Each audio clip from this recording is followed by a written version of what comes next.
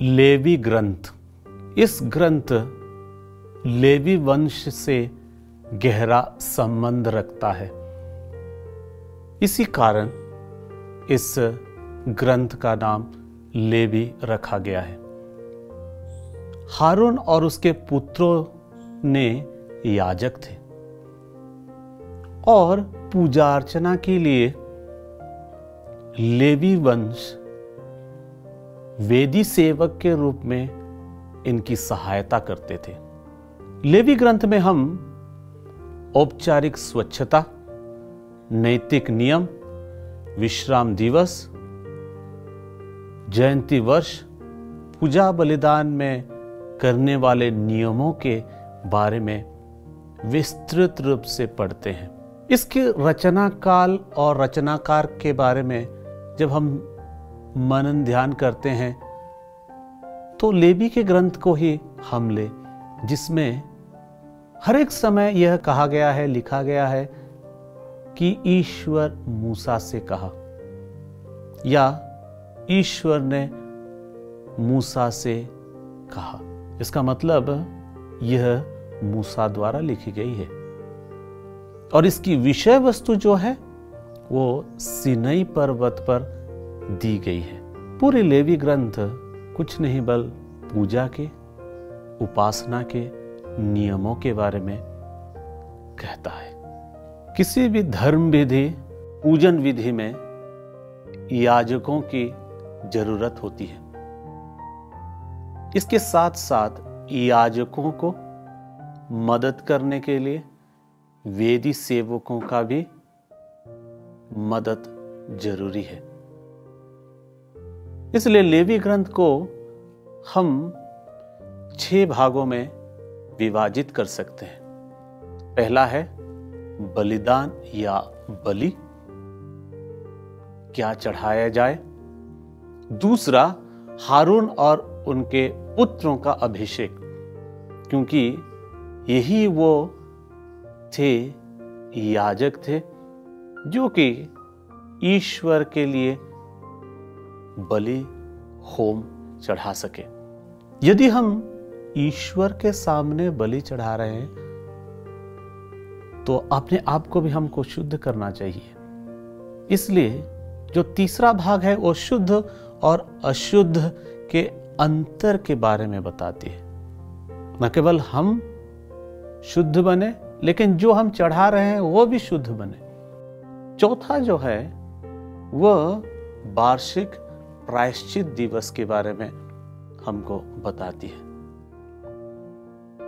पांचवा पवित्रता संबंधी नियम और छठा मन्नत का मूल्य निर्धारण। और ये 6 भाग हमको यह कहते हैं कि हम ईश्वर की पूजा अर्चना में किस प्रकार नियमावली को माने और उस नियमों को पालन करते हुए ईश्वर को बलिदान चढ़ाए। और यही इस्राएलियों ने किया। यदि हम इस ग्रंथ के ईश्वरीय संदेश को हम जाने तो एक बात हमारे सामने बार बार आती है, पवित्रता। पवित्रता का अर्थ है पाप से दूर रहना। किस प्रकार इस ईश्वर को हम पवित्र मन और हृदय से बलिदान चढ़ा सके। इसलिए शारीरिक स्वच्छता आध्यात्मिक पवित्रता का एक चिन्ह है।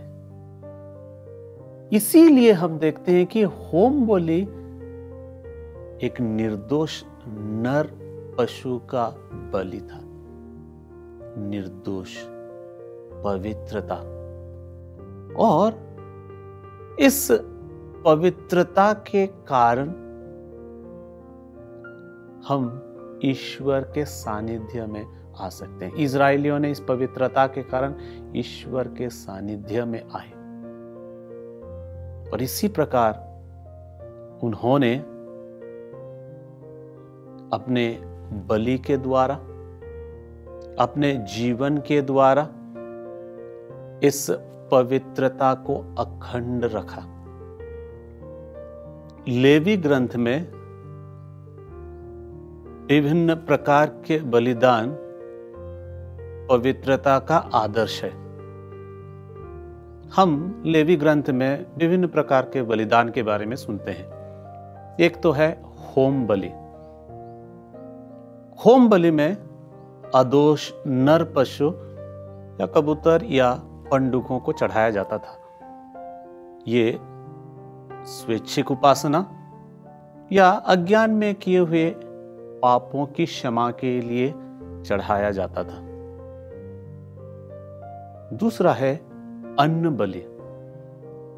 अन्न बलि में अन्न या मैदे की रोटी, आटा या लोबान चढ़ाया जाता था।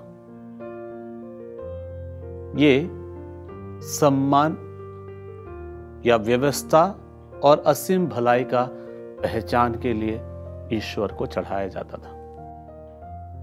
तीसरा है शांति बलि। शांति बलि में एक अदोष नर पशु को चढ़ाया जाता था और यह भाईचारा और धन्यवाद के लिए ईश्वर को चढ़ाया जाता था। चौथा है प्रायश्चित बलि। प्रायश्चित बलि में महायाजक और सारी जनता प्रजा के लिए एक निर्दोष बछड़ा चढ़ाया जाता था। ये प्रायश्चित का बलि महायाजक के द्वारा साल में एक बार चढ़ाया जाता था। ये पाप क्षमा के लिए चढ़ाया जाता था। पांचवा है क्षतिपूर्ति की बलि। क्षतिपूर्ति की बलि में लोग अपने क्षतिपूर्ति के लिए ईश्वर को एक अदोष नर पशु चढ़ाते थे। ये सब को यदि हम गौर से देखें तो वही बात सामने आती है, पवित्रता, अदोष नर पशु और इसकी बलिदान से रक्त। रक्त हर एक प्राणी का जीवन है और रक्त में किसी भी प्राणी का जीवन संवारता है। इसीलिए रक्त इजरायलियों के लिए बहुत मायने रखता था। कोई भी रक्त या मांस जो भूंजा हुआ नहीं था उसको खा नहीं सकता था। यदि कोई काचा मांस खाए या किसी भी प्राणी का रक्त पिए तो वह नियम के अनुसार अवैध था। इसलिए देखते हैं कि किस प्रकार विधान को मनुष्य और ईश्वर के बीच में एक विधान जो मनुष्य और ईश्वर ने बनाए, उसके लिए भी रक्त की जरूरत पड़ती है। ईश्वर अपने पुत्र को इस संसार में भेजकर अपने रक्त बहाकर हमारे मनुष्य जाति का उद्धार किया। यह सब बलिदान एक जगह जहां निर्धारित थी, गर्भगृह में वही होता था। और इसके थोड़े अंदर जहां मंजूषा के छादन फलके थे, वहां किसी को भी जाने का अनुमति नहीं थी। वर्ष में केवल एक बार महायाजक वहां अंदर जाकर पाप क्षमा के लिए बलि चढ़ाते थे और वह मंजूषा के छादन फलके पर निर्दोष पशु का, मेमना का रक्त छिड़कते थे। इसके द्वारा वह अपने पाप के लिए और सब इज़राइलियों के जनता के पाप के लिए ईश्वर से क्षमा मांगते थे।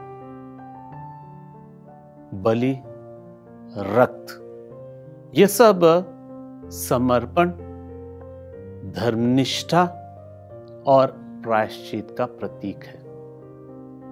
यदि हम पूरे लेवी ग्रंथ को एक वाक्य में कहें तो यह कह सकते हैं कि ईश्वर हमें अपने प्रतिरूप बनाया, ईश्वर हमें उसके पूजा अर्चना के लिए हमें आमंत्रित करते हैं और हम ईश्वर की पूजा अर्चना में नियमावली का पालन करें और इसके द्वारा हम ईश्वर के और करीब रहें। ईश्वर लोगों को चुनता है अपने काम के लिए, वेदी सेवा के लिए लोगों को चुनता है और वही ईश्वर आज भी लोगों को चुनता है अपने काम कार्य के लिए।